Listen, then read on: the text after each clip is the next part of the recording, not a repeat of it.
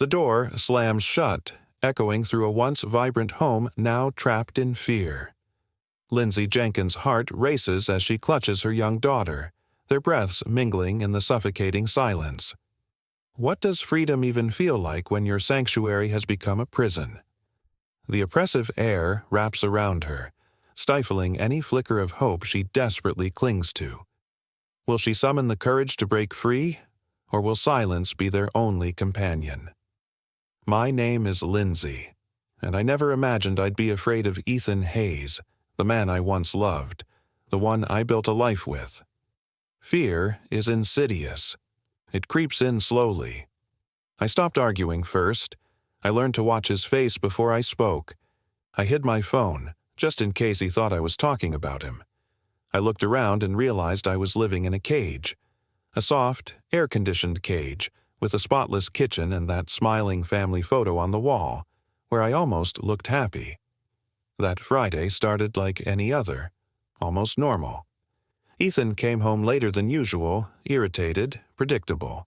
He tossed his car keys onto the entry table, cracked open a craft beer, and walked right past me. As I pulled dinner from the oven, a potato and broccoli casserole his favorite, he asked, "Where's my mother?" "She's on the porch with Ava," I replied. "She wanted to show her the rose bush." Of course, Ethan rolled his eyes. "She doesn't know how to handle kids," he muttered. "All she does is nag, like she's the authority on parenting." A minute later, the front door swung open. Ava burst in, laughter radiating from her small frame, waving her sketchbook. "Mom, look what I drew." But then her foot caught on her sandal strap. The sketchbook slipped from her grip and the glass of orange juice she held crashed to the floor, soaking into the carpet. Pause. Stillness. "What the hell are you doing?" Ethan shouted. My heart raced as I turned, dread tightening my throat. "She didn't mean to," I said, trying to shield her from his anger. "You let her get away with everything, Lindsay. This is your fault. She does whatever she wants." He stepped closer, and I dove in front of Ava. "Ethan Hayes, stop. Look at her. She's scared." In that moment, everything shifted. This was the day everything changed. The air was thick with tension, a suffocating weight pressing down on Lindsay Jenkins' chest. She could smell the faint scent of stale coffee mixed with the sharpness of fear. The walls felt like they were closing in, echoing the silence that followed her outburst. Memories flooded back. Her young daughter's laughter, a stark contrast to the icy grip of her reality. The sound of her own heartbeat thudded in her ears, drowning out the world as she recalled the moment she first realized she had to fight back. It was a moment of clarity, a flicker of hope amidst the chaos. He pointed a finger at her, sharp and trembling with fury. "This is why this house is a mess. You two are out of control. You're both grounded. Private room. Now. Are you serious?" He grabbed her arm, not hard enough to bruise, but hard enough to prove a point. There was something in his eyes she hadn't seen before.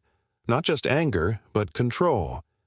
He led them upstairs, and then the door slammed shut behind them. Click.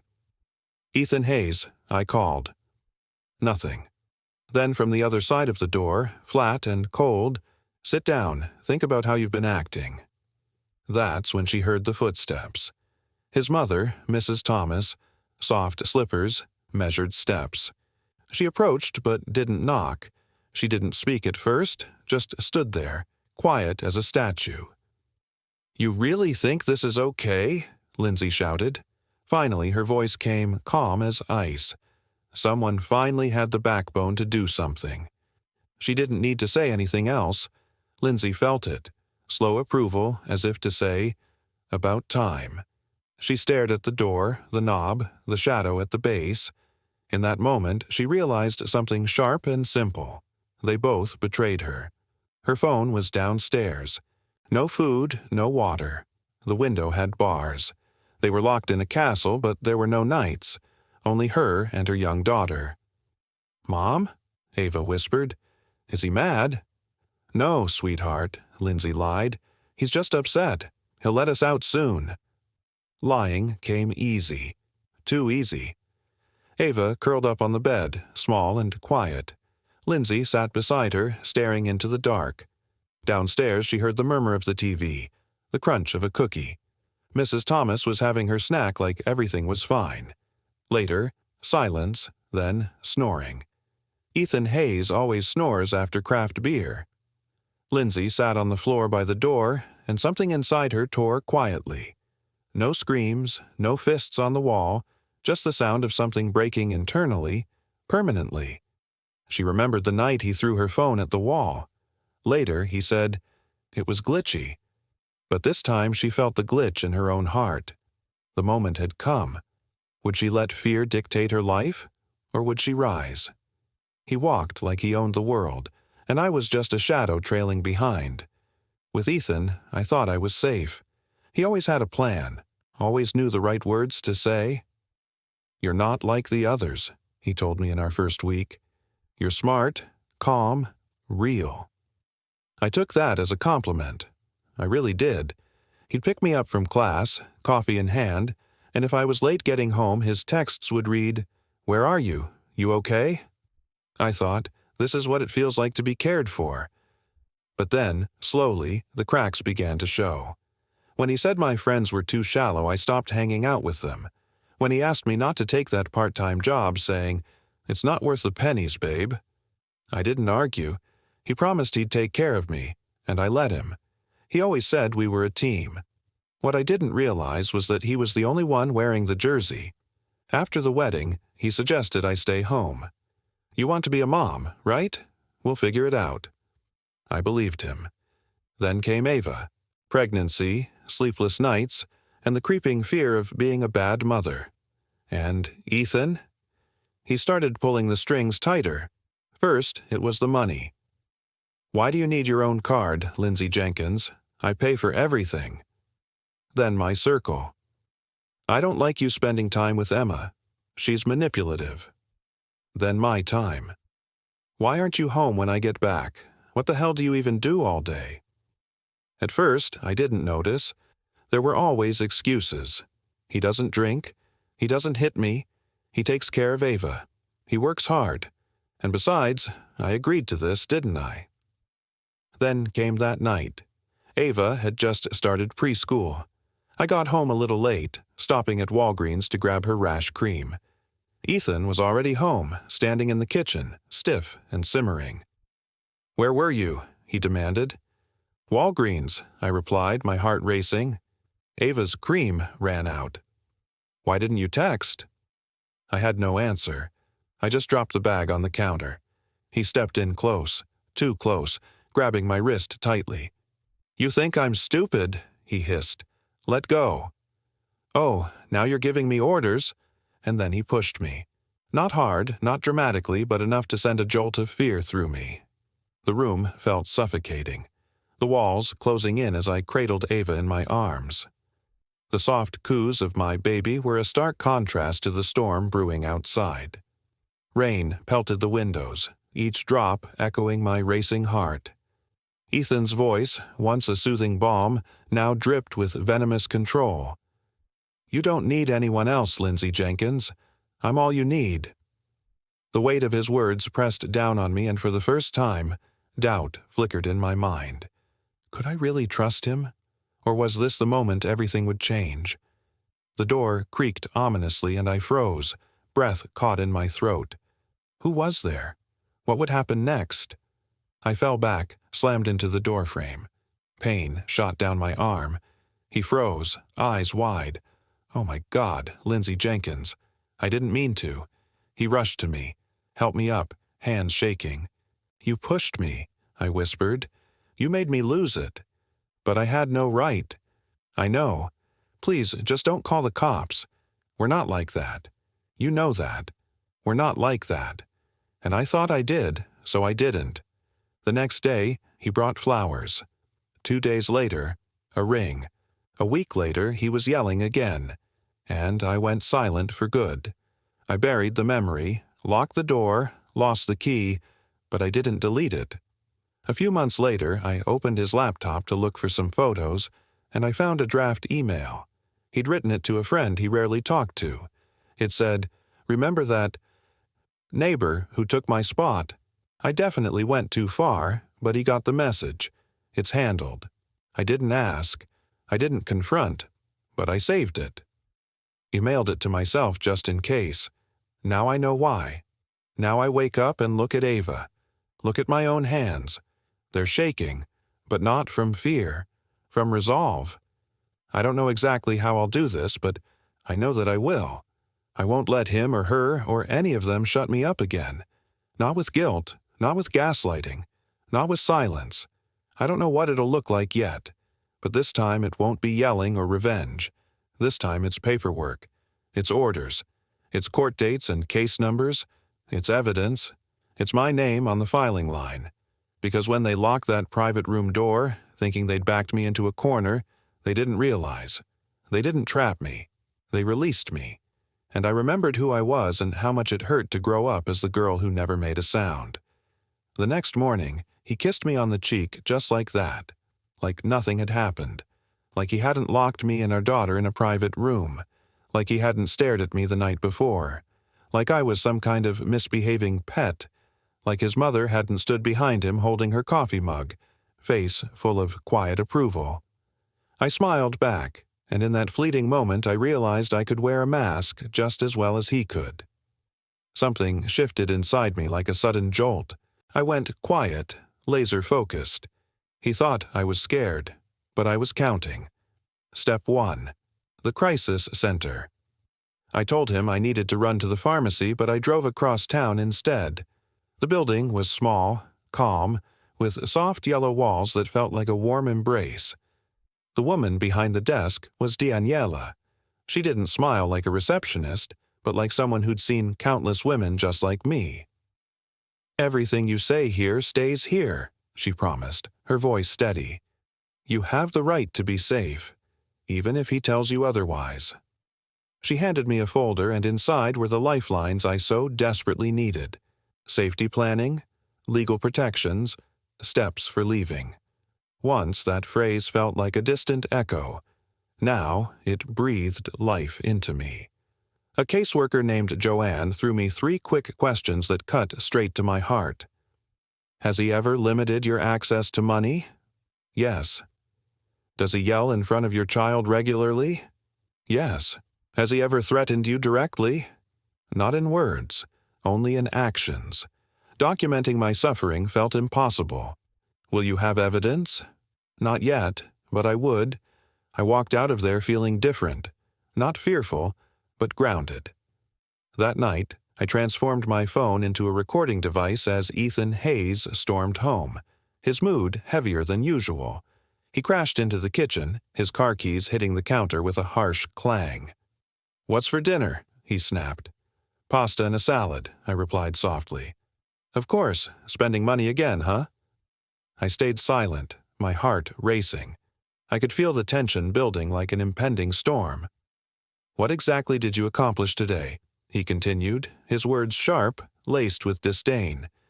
He didn't want to wake Ava, so I nodded, eyes cast down, letting my phone capture every toxic word hidden in that space. As soon as he left, I uploaded the recording to the cloud and created a new email account, typing in a password that echoed Hope, Ava Hope 17. Next up, the bank. I wasn't just playing the victim anymore. I was stepping into my own power, ready for the battle ahead. The scent of rain lingered in the air as I drove to Wells Fargo. My pulse quickened, not from fear, but from exhilaration. I was unearthing my own strength. I opened a personal checking account. It felt like the first crack in the chains that had held me back for so long. The world felt different, like the dawn breaking after an endless night. I was ready to protect my daughter and reclaim my life, one brave step at a time. As Lindsay Jenkins sifted through old memories buried beneath winter scarves, she stumbled upon a trove of documents that whispered of her past life. Ava's birth certificate, her social security card, and even a glimpse of the house deed. Her name, co-owner, right alongside Ethan Hayes. Cold shock washed over her. She'd almost lost sight of her worth. A memory of Ethan's anger flashed through her mind, echoing like thunder. "It's taken care of," he had said after they'd heard the commotion next door. She could still picture the paramedics, the fear cascading down her spine. But now, everything was different. With a trembling hand, she found the letter, the one spotlighting Ethan's hidden truths. A draft she was never intended to see.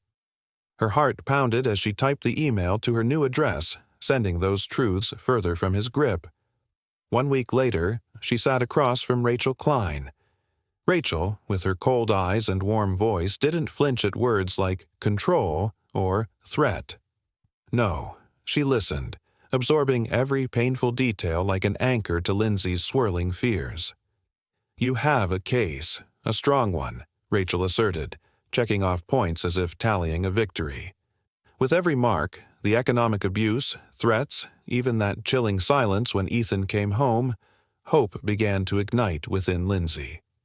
"We can file for a temporary protective order. He'll have to stay away from you and Ava." Her heart raced. This was real. She could see the path unfurl before her, like the sun piercing through night's shadows. But what about the house? Lindsay felt a surge of warmth flood her chest. "You're named on it," Rachel continued, her confidence bolstering Lindsay's resolve. "You can fight for exclusive use. He'll have to leave." At this moment, Lindsay knew the tide was turning. She was not just surviving anymore. She was reclaiming her space, her power, for Ava and for herself. Just then, a loud crash from the kitchen shattered her triumph, leaving her breathless and frozen in place. What was happening now? I took a deep breath, finally feeling alive after so many months.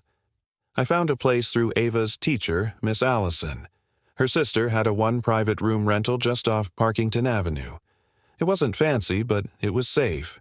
The kind of quiet that felt like an embrace, where I wouldn't constantly feel watched. Within 3 days, I had the car keys in my hand. I packed in secret. 1 suitcase for me, papers, my laptop, a few clothes, one for Ava. T-shirts, her beloved unicorn toy, and a toothbrush with a cat on the handle. The day had arrived.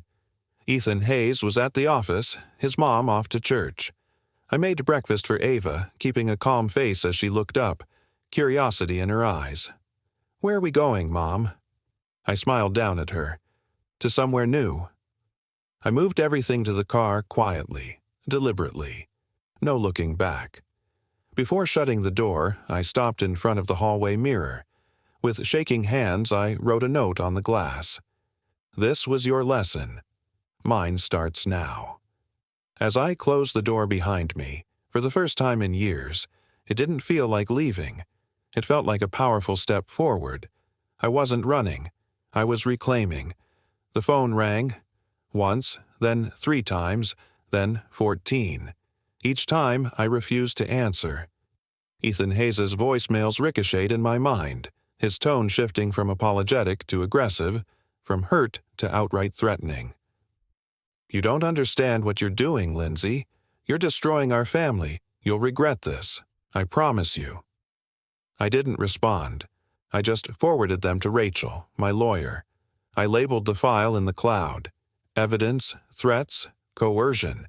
He thought he still had control, holding all the strings, the phone, the money, the house, the wife who did what she was told. But now, that life was slipping from his grasp. I was in a tiny apartment with white blinds and a creaky floor. Ava slept next to me in her panda sleeping bag, and we shared boxes of mac and cheese. I felt free. A week later, it was time for the hearing for the temporary protective order. We sat in silence, me, Rachel, and the empty chair across the aisle. Ethan Hayes didn't show up. Did he think this was just a phase? Would he chase me down? The air felt heavy, filled with unspoken tension. Every second stretched like a taut string about to snap. And just as the judge entered, I glanced at the door. What if he slipped in? What if he'd been watching all along? The thought sent chills down my spine. The air felt electric, heavy with the weight of memories Lindsay Jenkins couldn't shake. Rain drummed softly on the roof, each drop a reminder of that fateful night. She could almost smell it. The sharp, acrid scent of gasoline still lingered in her mind.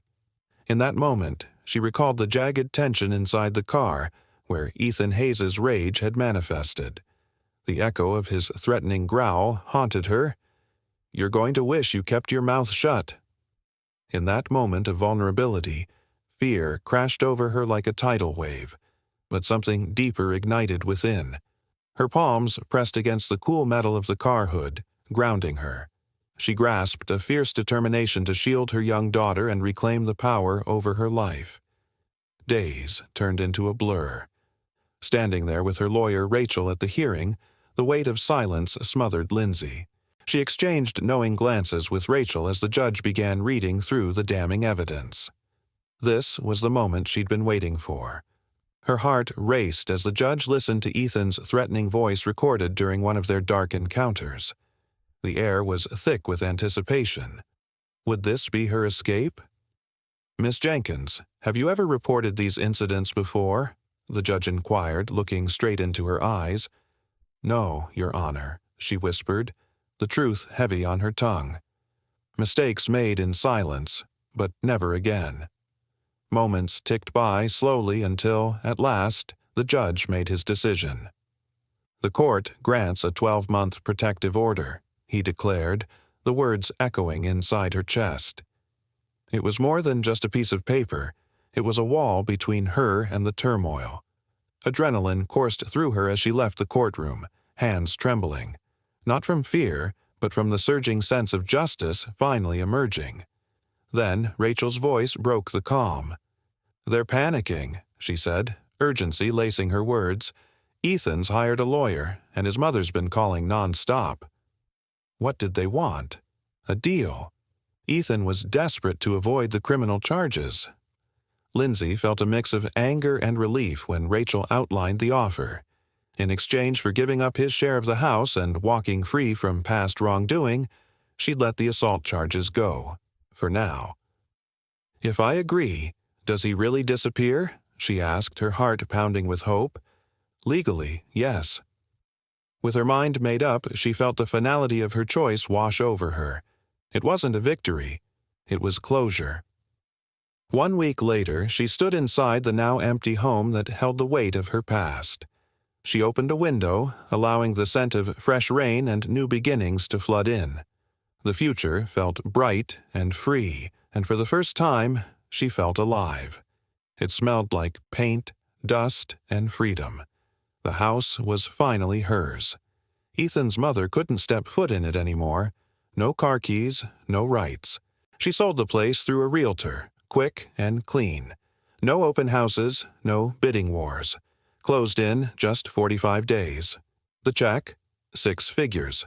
Part of it went to rent, the rest into a 529 education savings plan for Ava. I opened the account online, listed myself as the owner.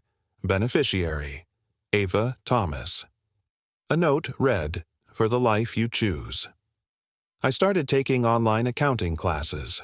At night, after Ava was asleep, I made new friends. One from the shelter support group, another the neighbor downstairs who invited us to a backyard barbecue. Ava laughs more now. One day she asked me, "Mom, is it always just going to be the two of us?" I hugged her tight. "Not forever. One day we'll have people around us who are kind. But for now, yes, right now, it's just us." A month later, the phone rang. It was her. "Lindsay, it's Mary. I know Ethan's hurting. He wants to see Ava. He can file through the court. We're family. I'm her grandmother." I hung up. No anger, no fear, no regret. Some nights I sit quietly and wonder, why did I wait so long? Why did I stay silent? Then I look at Ava, drawing on the floor or playing with our rescue dog. I finally let us adopt.